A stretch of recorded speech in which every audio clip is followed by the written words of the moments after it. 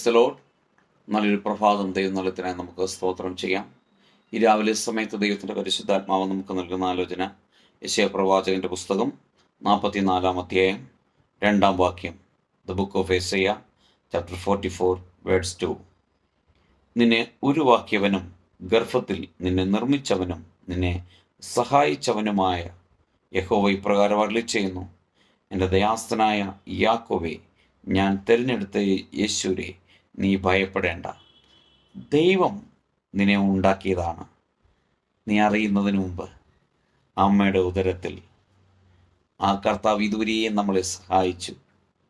ആമേൻ. ഇനിയും സഹായിച്ച് നടത്തും. നമുക്ക് ഭയമുണ്ട്, വിറയലുണ്ട്, നടുക്കമുണ്ട്, ഭീതിയുണ്ട്.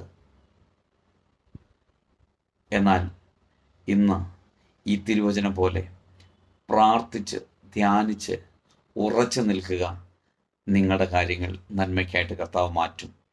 അത് മറ്റൊന്നും കൊണ്ടല്ല, നമ്മൾ അമ്മയുടെ വയറ്റിൽ ഉദരത്തിൽ ഉരുവാകുന്നതിന് മുൻപേ നമ്മളെ കണ്ട കർത്താവ് നമ്മളെ വഴി നടത്താൻ സർവശക്തനാണ്. അതുകൊണ്ട് ഈ വചനം വിശ്വസിച്ച് നമുക്ക് ധ്യാനിക്കാം.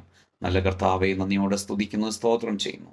ഈ രാവിലെ സമയത്തിനെ കേൾക്കുന്ന എല്ലാ പ്രിയപ്പെട്ടവരെയും ഈ തിരുവെഴുത്ത് പ്രകാരം പിതാവിൻ്റെയും പുത്രൻ്റെയും പരിശുദ്ധാത്മാവിൻ്റെയും നാമത്തിൽ അനുഗ്രഹിച്ച് പ്രാർത്ഥിക്കുന്നു. പ്രാർത്ഥന കേട്ടതിനായി സ്തോത്രം. യേശുവിൻ്റെ നാമത്തിൽ പിതാവേ, ആമേൻ.